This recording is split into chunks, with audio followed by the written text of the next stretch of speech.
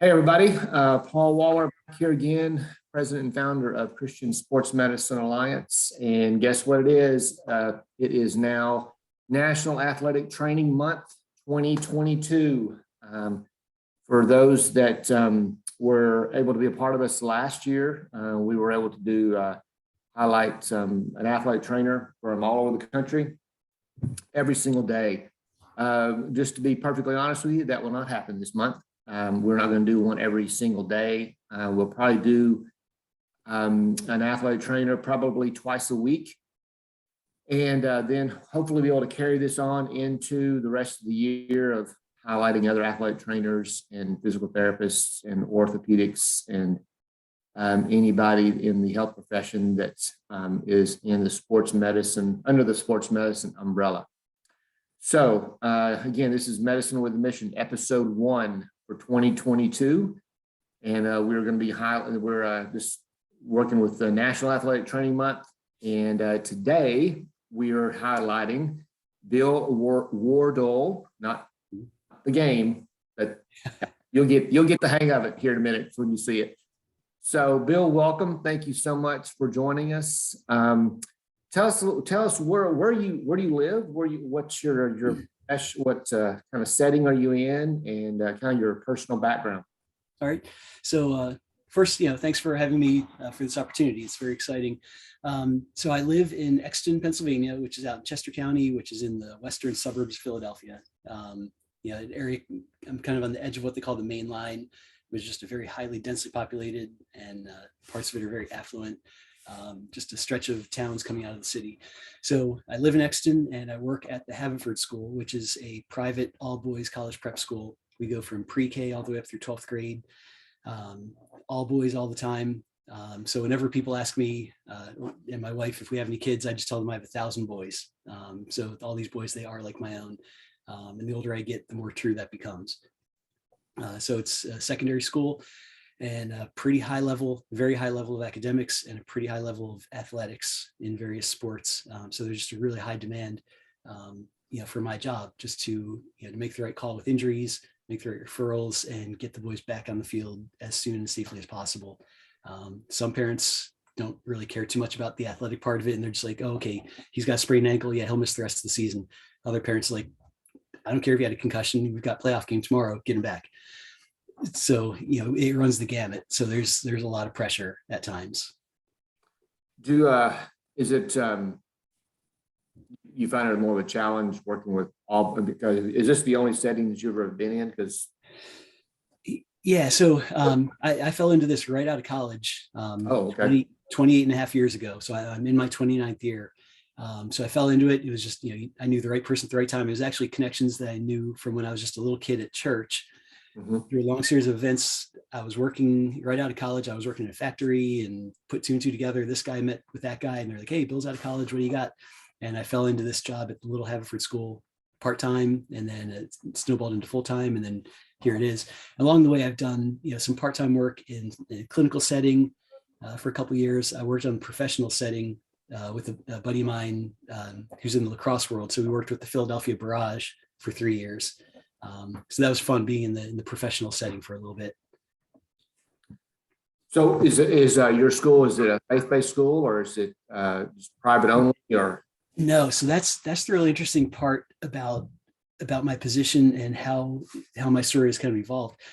In their mission statement, they are explicitly a non-sectarian school, specifically non-sectarian. I think way back in its origins, I think they might have had some Quaker ties with Haverford College next door. But for the last however many decades, it's just been very clearly non-sectarian. So that has played a role in some of the efforts that I tried to do over the years. Trying, for a while, I was trying to start an FCA chapter, and it was met with a very harsh closed door from one of our administrators, because we're non-sectarian. We don't want to get involved in anything with Christian in the title. So that shut that down. But through a series of events that I got involved with a ministry called Focus. It's Fellowship of Christians at Universities and Schools, all up and down the Northeast, and now they're even in Denver and San Francisco, I think. They had kind of been operating under the radar, but so I got involved with that. And now we're not so under the radar. And it's great because the head of school is very, very supportive because he had a great experience with Focus at his previous school. So he provides cover for us to meet and kind of buffers us from that other administrator who would rather us not be there. So that has been a big turning point for me. So how now, because that's something I didn't know, because you and I have actually talked offline and way before we talked right when COVID hit. What it seems like is it 2 years? It feels like 5. I don't know. It feels like 50. Sure, it's 2 years. So yeah, you and I talked about all this briefly a couple of years ago. Then we talked offline before we started this interview. But I didn't know about the historical background of your school. How do you, because that has to be a challenge, being a believer and working in a how do you pronounce it? Non-sectarian. Non-sectarian school. How does that work? Because you've been here 29 years.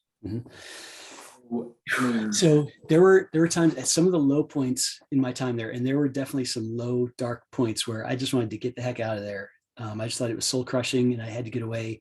And I was actually applying at jobs all over the country. And when I got down to it, none of them were quite the right opportunity. They weren't quite enough to lure me away from what I had, even though I was just in such a dark place. But okay, don't be foolish. Don't make a bad decision. So in some of those dark times, I just felt like I would just straight up tell people it's a godless institution. Like God is not to be found anywhere in there. And I admit it was a very pessimistic, very dark way of looking at it, but that's how it felt. Like, I got the door slammed in my face about trying to start an FCA chapter and forget about anything else faith-based. But then, God has a funny sense of timing when I was in the right place. I'd gone through some trials in my personal life, and I was at just the right point where I was introduced to the guy who was leading this Focus chapter at our school. He ran the whole Philadelphia area. So I got involved with that. And because he had a good relationship with the former head of school, and that head of school just loved this guy, Richard, who ran this ministry. So he welcomed us with open arms. So I kind of got in under that umbrella. And so I've seen that ministry evolve, and it's grown in like 3 times the size of what it was when I got there. No credit to me. But it's helped me immensely just in my faith with some of the lessons that I've heard them teaching the boys, some of the conversations we've had that the boys prompt in their questioning. But the biggest thing where it's impacted me is, early on in my time, like just because of my upbringing, I was brought up in the church, brought up in a great church going family. My parents were on staff with Campus Crusade for Christ, way back in my early days. And even though I knew the gospel, I could tell you all the right Sunday school answers. But for me, my faith was all about doing. Be a good boy. Be the best little boy you could. Don't ever mess up. Don't screw up. Don't say this. Don't do that. It was all about doing, even though I knew in my head that wasn't it. So I carried that on into my early time at Haverford, where I was just I wanted to be the best example I could be for my colleagues, coaches, parents, kids, everyone. And I was actually kind of a jerk about it when I look back, because I was so strict, no room for error for me or for anyone else. And if you mess up and I feel like you wronged me, you're going to hear about it. And I would fly off the handle and blow up.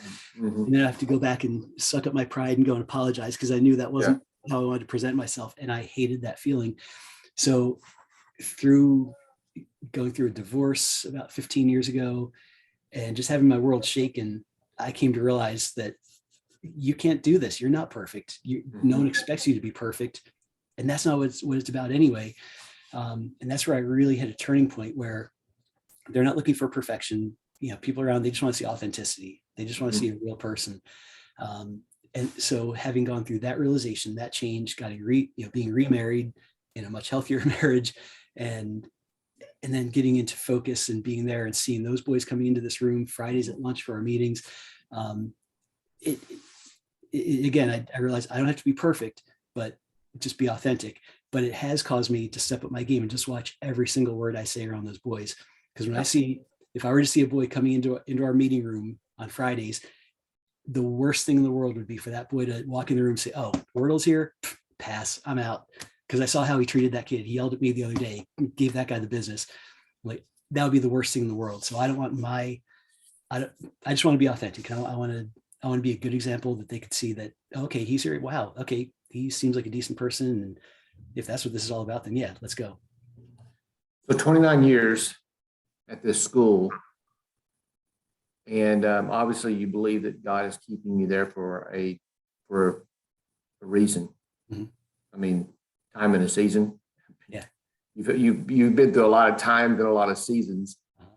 What is the what? And if, again, looking back on it, look, what is part of the if you had some encouragement to give someone that maybe in a situation like you, um, whether it be, I mean, especially in public schools, because the culture we're in nowadays, I mean, you have to be very, very careful what you say, when you say it to. Well, you were living in that culture 29 years ago. Yeah. You've been at this non-sectarian school for that long. Mhm. It was probably not looked on too favorably to be open with your faith. So how have you been able to see God use you over the last 29 years to be able to share your faith in Christ with your boys that are at that school and your ministry? Yeah. So I think I forget who said this. I forget if it was G.K. Chesterton or some great forefather of the faith. But there's a saying. Well, you threw out a name right there. That's a name. Wow. I'm a nerd. If you saw my reading list of some of the books I'm into, I'm a total nerd. But yeah, so anyway, some great founder in the faith. There's a quote that said, "Preach the gospel at all times. Use Mhm. words when necessary." Mhm. And I love that saying, because not everyone is gifted to preach and be out there and teach these great lessons and proselytize and evangelize Mhm. people. And people don't always respond to that anyway, but they're surely Right. going to see your actions and know how you were treated.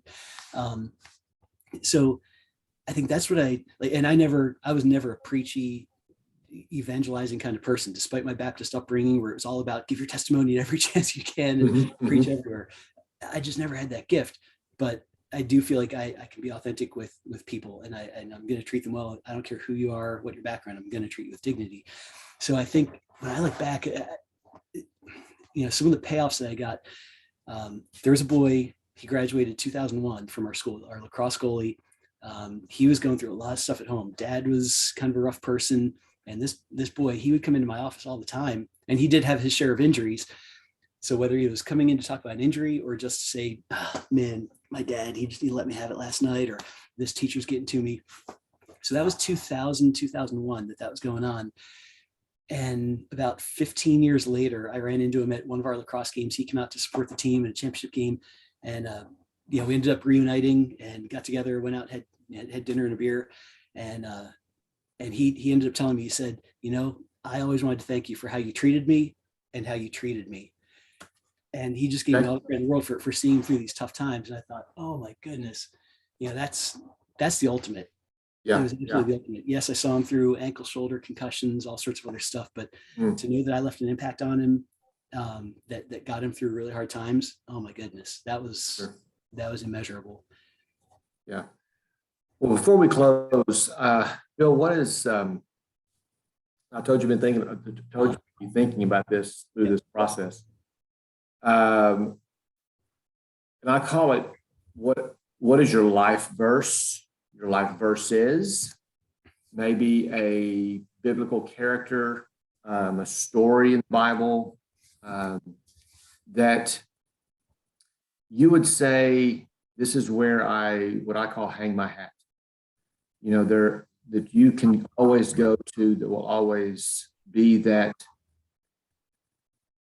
rock that you can, good, bad, or the ugly, makes no difference what you're going on in life. That is it. That's where you will always be able to go back to. What would be that for you? And I think over the years, I feel like I've had a bunch of different verses that I would answer that question with. Ever since about 2006, though, I think the one that's always going to be my go-to, just because it was so impactful, Psalm 29:11 says, "God gives strength to his people and blesses his people with peace." Mm-hmm. And that came from when I was at probably my darkest time. I was separated, fast track toward a divorce, and I was out in Colorado hiking. I just had to get away from everything and just try to reevaluate. And I was just going to all these different lakes at Rocky Mountain National Park and just reading Psalms and praying, just trying to see like, okay, what is going on? And in the midst of all that turmoil, I was sitting behind this, beside this rushing stream in the woods and going through Psalm 29. I get to the end of it. God gives strength to his people and blesses his people with peace. And that word peace just jumped off the page at me, that in spite of all the chaos in my life, I just felt like God was saying, it's okay, be at peace with this big monumental decision about this major life change. He said, you have fought for it. You have fought nobly. You've tried, be at peace. And I've just come to see just what an immense gift having peace is, whether it's, peace in relationships with people, having peace in your heart, peace of mind. It's a gift. It is an absolute gift. And yes, he does strengthen us. He gives strength to his people, but peace is an absolute blessing. When you are in a place where you are experiencing peace, it's a gift. And it's something that we should strive for, is to live at peace with all people. That's right. Amen. Well, cool, man. Well, Bill, thank you very, very much. Thank you. Taking the time, not on your Sunday or Monday, whatever, Monday. It's Sunday, I think. It's Sunday. This is being recorded on Sunday. It will be posted to our YouTube channel and all of our social media platforms on Tuesday, the 1st. Okay. So the first day of March, which is the first day of National Athletic Training Month. Again, this is Medicine with a Mission. It's presented by Christian Sports Medicine Alliance. If you want to know more about Christian Sports Medicine Alliance, visit our Facebook page, which is Christian Sports Medicine Alliance.